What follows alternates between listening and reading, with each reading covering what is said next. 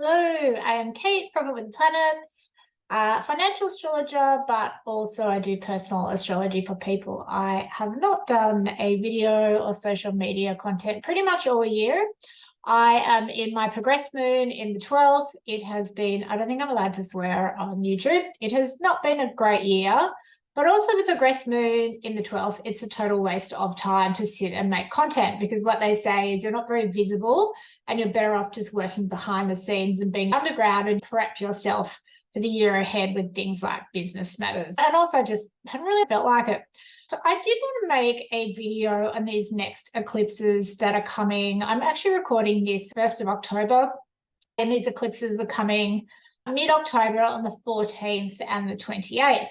I've got a really interesting message that I'm actually using a little bit personally, and I do know a few people that have had a bit of a rubbish year. I think there's a really interesting message in these eclipses that are a little bit beyond what we see on social media and getting into not so much advanced astrology, but a certain teaching, which what we can do is have a look at these eclipses.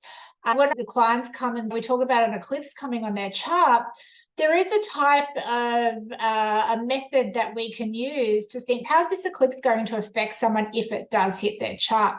Now, I do want to say eclipses can just show up in anyone's life, that they don't necessarily have to trigger or activate with the degrees and the chart specifically. They can just come, they produce events. We do tend to get a bit of a stronger effect if they hit what we call this personal degree in our chart. What I mean by that, if your Venus is at 6 degrees Libra and this methodology happens to have 6 degrees Libra, we can possibly think there's a very good chance, and if you have more than one especially, this eclipse may affect you maybe more than other eclipses. Eclipses deliver news, that can't be undone, by the way. If you get some news around an eclipse, they say it's final, so you're going to stick with that decision, which actually saves you a bit of grief later. So you had a breakup on the eclipse, they'll save you a little bit of angst, and it's probably easier to accept it.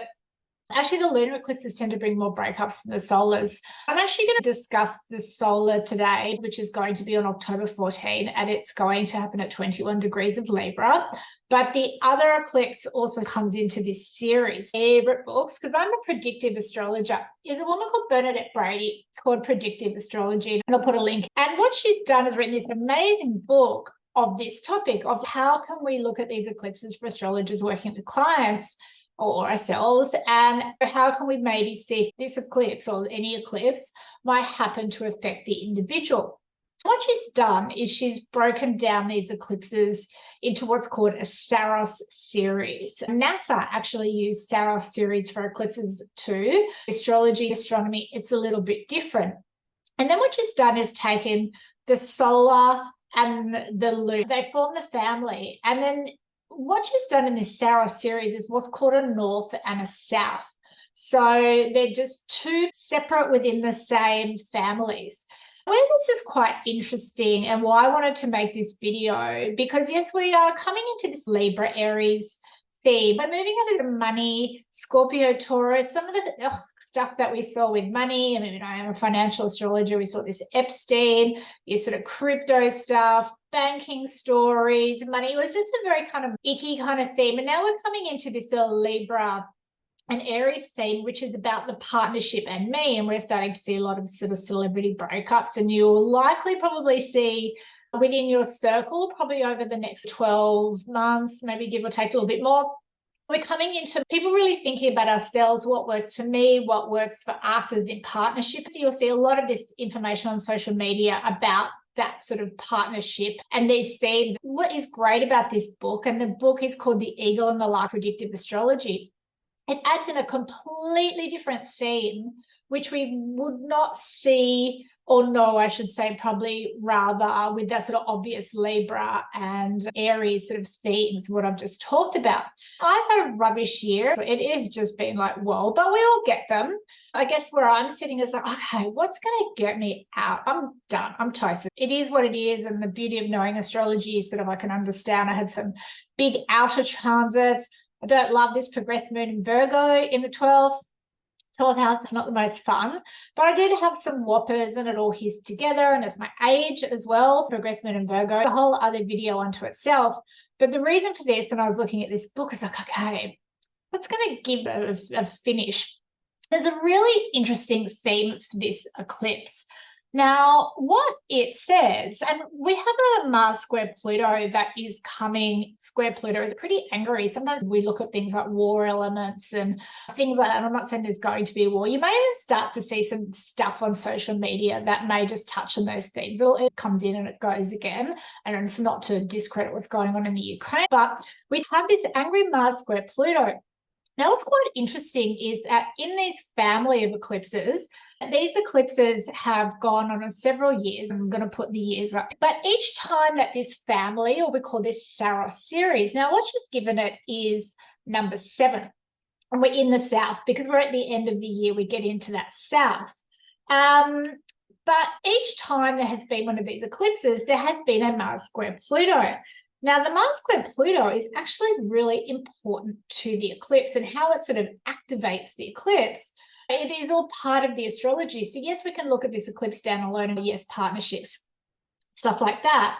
What they say is Pluto trines the eclipse and Mars forms a square to Pluto. So Mars equals Pluto trine the new moon, which is part of the eclipse. Now, I'm actually just going to read this verbatim. There's no other way to do this. So the immense power, anger, and force of the Mars square Pluto is channeled into this family of eclipses via the trine. So you've got this positive energy, but then this sort of angry energy at the same time. It's a really yin-yang kind of thing. So the individual experiencing this series will find that huge obstacles will suddenly and easily clear. Or on the negative side, a pending potential crisis will suddenly manifest and move through his or her life very rapidly. Either way, the individual will feel that everything is moving at great speed.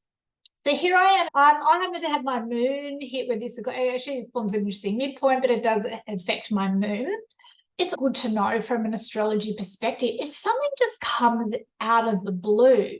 And yes, that can happen with eclipses. There's a message here that can say can come in with great speed and clear. So that's also why I wanted to do this. So you might have had a rotten year like me. We do need to look at specific placements, which I've put up on the chart. But could this be my out? Because if things start to feel better, I'm like, oh my God. But also if something comes along, we don't want to be thinking, is this going to go on and on and on and on? We know it could be like big whoosh out of there. So it's a really interesting message. Now, it is not a matter of just having something at your degrees of Libra or square or trine. There's actually degrees that we cannot see. I've written this out. So this is Saros Series 7 South. And the degrees that we are looking at, and I've sort of rearranged them from the book, the sun and the moon are at 8 Cancer, and the sun and the moon being the eclipse. I'll put up the years that this eclipse has happened.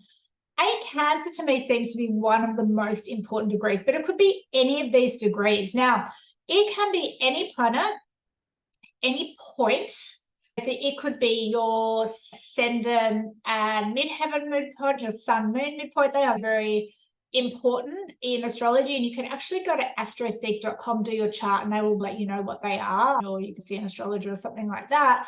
But we are looking at 3 degrees of Cancer, 8 degrees of Cancer, 23 degrees of Taurus, 5 Sagittarius, 20 Sagittarius, 5 Scorpio, 8 Scorpio, 0 Leo, and 8 Leo.